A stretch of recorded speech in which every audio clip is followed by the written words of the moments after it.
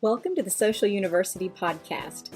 We are so glad you're joining us today because we want to help business owners, entrepreneurs, and people just like you who want to build their business online. Listen, if we can do it, you can do it. So let's go.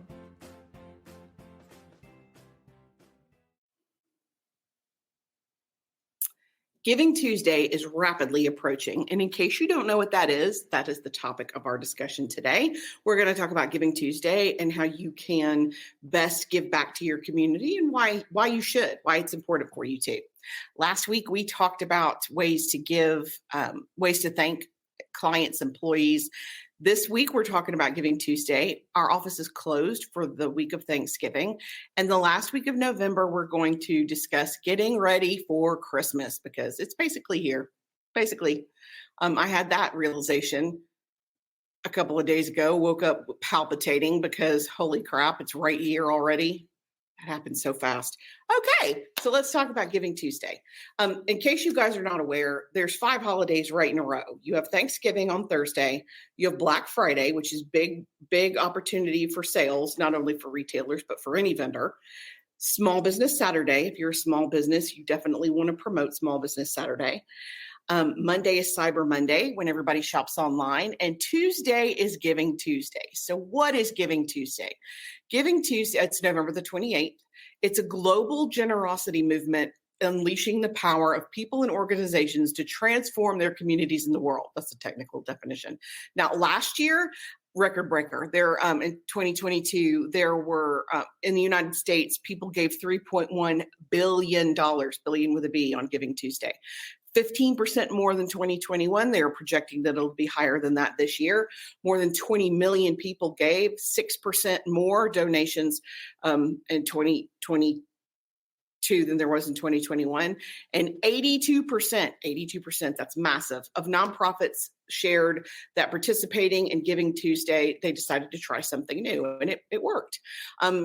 This International Day, because it's all over the world, it's not just us, but now it's an International Day of Giving that includes calls to action that are not just about donations, but donation matching, volunteering opportunities, and helping your community in ways other than financial. So why? Why do people do it this way? Well, of course, there's a reason for everything.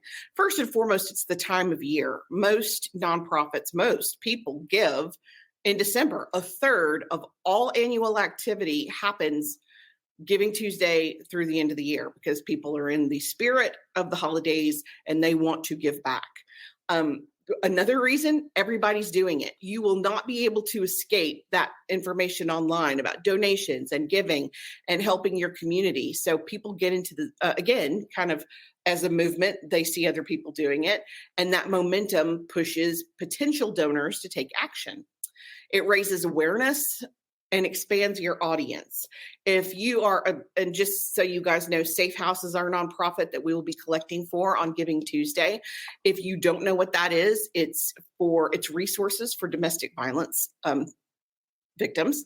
So it allows me an opportunity to discuss that nonprofit and give them the awareness they deserve, because so many people don't even realize that there are resources for abuse victims who might need assistance or resources to escape from their situation. So it's a great platform for us to be able to, or for you as a business to discuss your nonprofit. And every one of the larger corporations we work with, they all have a nonprofit they're involved with. And this is the reason to talk about it. And of course, it builds your community. It doesn't cost you a thing to help. It doesn't cost you a thing to post about Giving Tuesday on Giving Tuesday and collect funds for your favorite nonprofit. Many are registered with Facebook, and we're going to talk about Facebook here in a minute. But again, there's a reason why people do it right on Giving Tuesday at the end of the year. Okay, so how does it work? First and foremost, it's not an organization, it's a movement.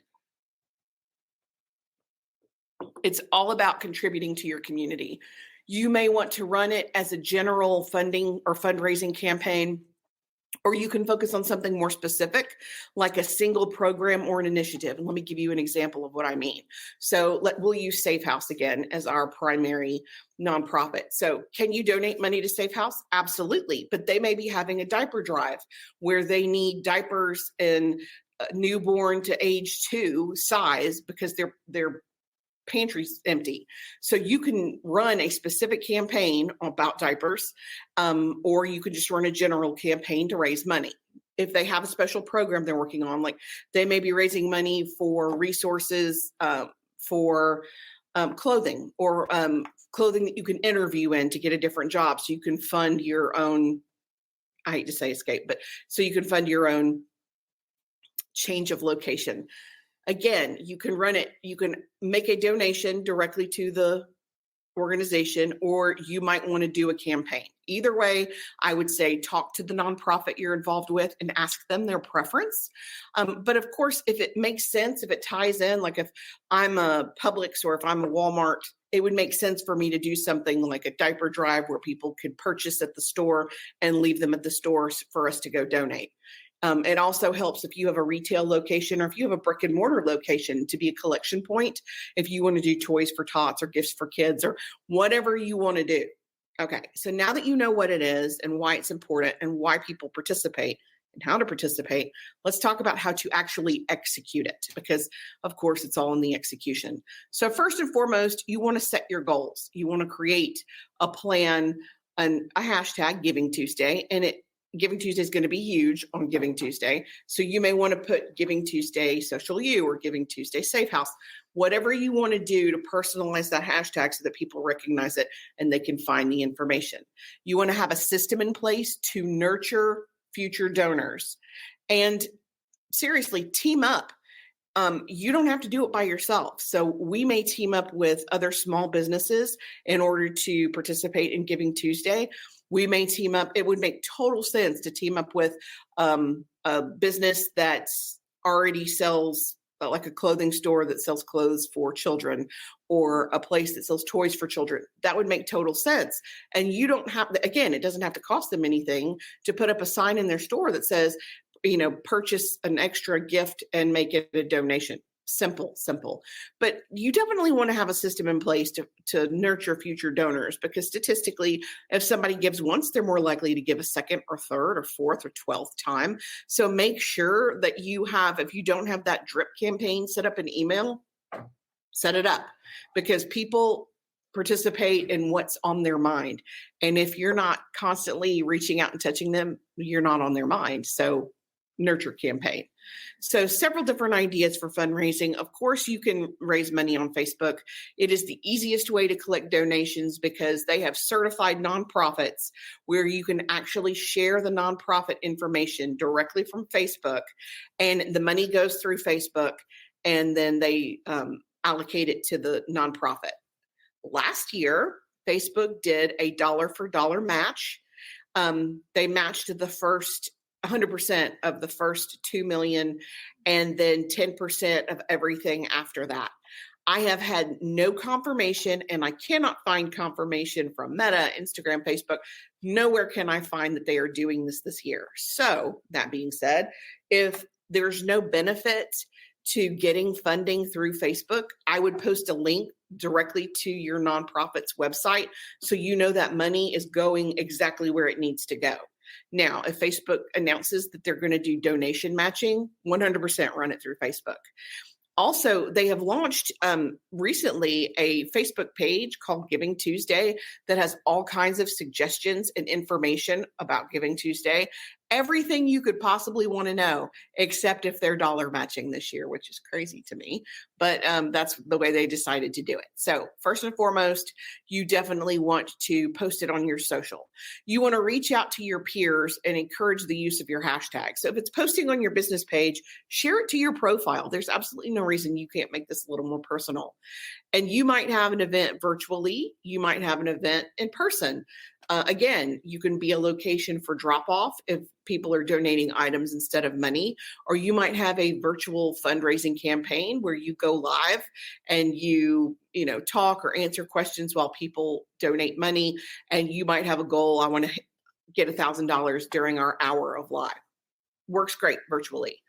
Something else that can be super helpful is installing a fundraising thermometer on your website.